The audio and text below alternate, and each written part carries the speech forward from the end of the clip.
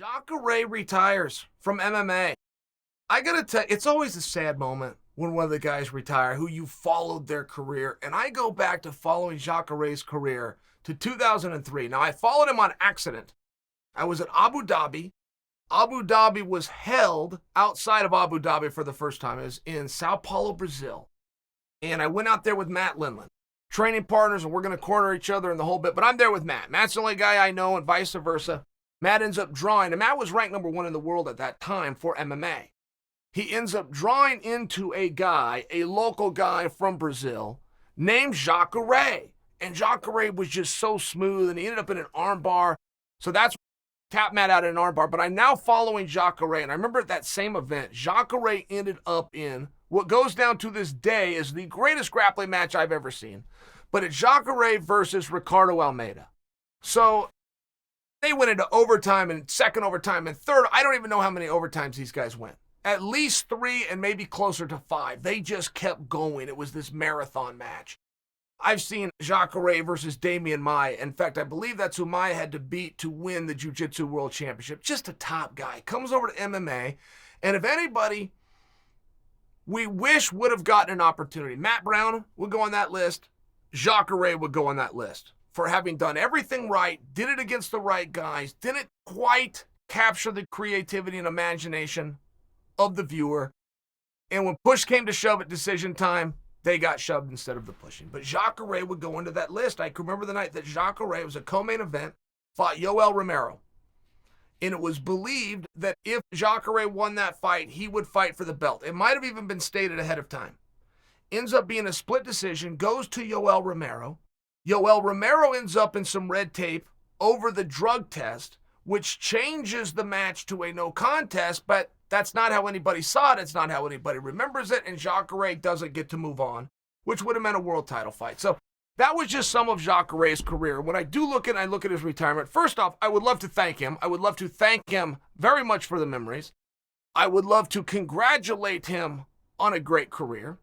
And then I would love to sit back and try to analyze, is he right? Should he retire? Was that the right move? And this is one of those spots where I would encourage you guys every single day that you're learning and refining how to throw physical punches, that you also spend some time dedicated to learning verbal punches, verbal sparring. Because the further you get along in your career and the more of the mandate of the masses that you can have, the more you can get your message out. And what that message does is one thing. It allows you to control who you're going to fight and when you're going to fight them. Very few people in MMA have ever gotten to that point, but very few people in MMA have ever gotten to be champion either. Very few have gotten to be a main event either.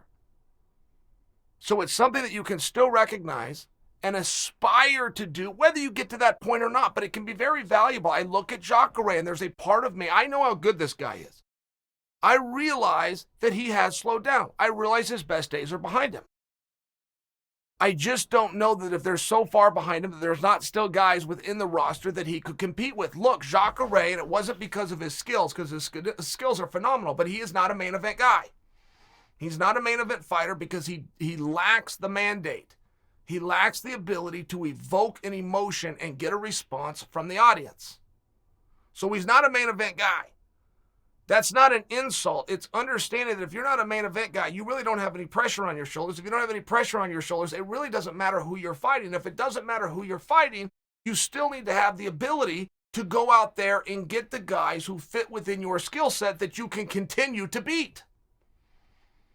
And I don't know that Jacare at any point in his career tried to do that. I can remember a point in his career, see the night that he fought Yoel Romero would be a fine example, but he was talking about title aspirations. I can remember times when Anderson was champion and Jacare did speak up at least just a little bit and said, well, that's also something I would like to do. And he certainly had the skills and he had the look and he had the respect of his peers behind him to do that, but his voice wasn't loud enough. Now, as that light dims and he's no longer looking at title fights, you then have to ask yourself, was it your time to retire completely, or can you navigate the waters as they are? I made a very similar argument, and I'm right. I'm right on this, but as it had to do with Alexander Gustafsson. Gus was fighting nothing but main events, and he was fighting them at a very high pace, which meant he was training his ass off to be ready for these things, and he thought he needed to leave the sport, and I came in and just said, hold on, you don't need to leave the sport, Gus. You need to step down for now as the main eventer. You need to move into a 3-round atmosphere. I was right. Gus didn't know that was an option. He thought it was all or none. I'm all the way in as I have been 15 years, and that means the top of the bill, or none, I'm out completely. I offer a voice of reason to Gus, which is no, there's an in-between, which is continue to do it, but do it in a normal atmosphere like the other athletes are doing, which is 3 5-minute rounds. And as your body gets older, as you start to deal with mental fatigue more than physical fatigue, this is another option. I tie in that argument I made for Gus to Jacare. And even though they're slightly different, it's the same in that building your presence. Even if all you have is social media, great. Anytime you get contacted for an interview, say yes, be on time. Follow up with that reporter with a thank you note when you're done, with the hopes that he calls you back. Start to build that army early. I do think there's plenty of fighting that Jacare could have still done and still done successfully. Jacare lacked the ability to have a voice that was loud enough to steer his own career. Now, this is all meant as a compliment to Jacare. He didn't try to duck anybody. He didn't try to dodge anybody. And when all is said and done, the sport is going to reflect very fondly on a wonderful athlete who had a wonderful career. But even as you go to copy the greats like Jacare, as you're studying how he does a sweep and how he transitions from a triangle into an armbar, those are great things to look at. But there's also things you want to look at as misses that you can learn from so that you don't miss. There's a major power in being able to influence your own career. And as it sits right now, there is only one guy that can dictate who and when he's going to fight. That's Conor McGregor. But before you dismiss trying to get yourself into that category, at least take some steps in that direction. At least start to acknowledge and look at why it matters to have a voice, why it matters to be heard. There's still plenty of things that Jacare could do. There's plenty of guys within the roster that he could beat.